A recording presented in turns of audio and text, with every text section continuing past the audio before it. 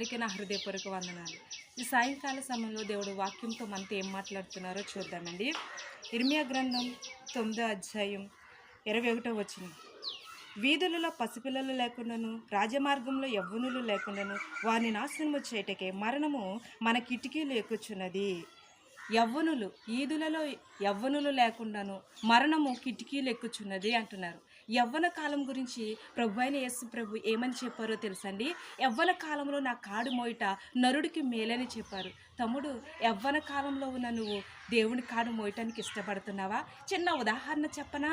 నేను ఇదిగో ఒక ఆవిడ ఉందంట, సినీ యాక్టరు. ఆవిడ చాలా దగ్గరికి వెళ్ళి ఒక పాస్టర్ గారు అన్నారట, అమ్మా నువ్వు దేవుని నమ్ముకోవా అని అడిగారంట.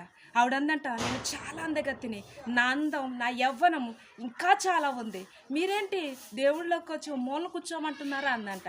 అంటూ ఆయనకి టీ తెచ్చి ఇచ్చిందంట. ఆయన తాగుతూ ఆ మాట వింటూ ఆయన అన్నారంట, సగం తాగి అమ్మా సగం నువ్వు త్రాగురా అన్నారంట. ఇదేంటి మీరు తాగింది నేను తాగటం ఏంటి, నా లెవెల్ ఏంటి, అసలు నేను ఎలా కనిపిస్తున్నాను అని అడిగిందంట ఆవిడ. అయితే ఏమ్మా అన్నారు, మీరు ఎంగిల్ చేశారండి అది అందంట. చూసావా అమ్మా, ఎంగిలైందే నీకు అవసరం లేదు, ఇష్టం లేదు, అసహ్యం అన్నప్పుడు నీ బ్రతుకంతా యవ్వన కాలంలో ఎంగిలైపోయాక దేవుడికి అవసరమా తల్లి?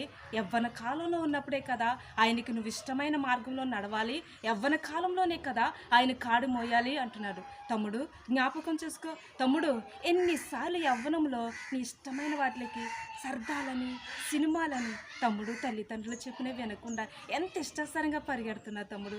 ఒక్కొక్కసారి గుట్టుక అంటావు, ఒక్కొక్కసారి పాన్పరాక అంటావు. తమ్ముడు ప్లీజ్, తమ్ముడు చెల్లి ప్లీజ్, నీ సినిమాలు, నీ చాటింగ్ ఇప్పటికైనా ఆపుతావా?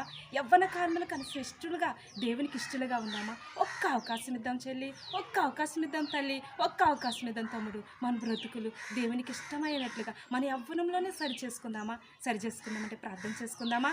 యేసయ్యా, యవ్వన కాలంలో నీకు ఇష్టలుగా ఉండాలి, బలమైన బాణవుల వలె నీ సాధనంగా వాడబడాలని ఆశ మాకుంది. నువ్వు సహాయం చేస్తావా?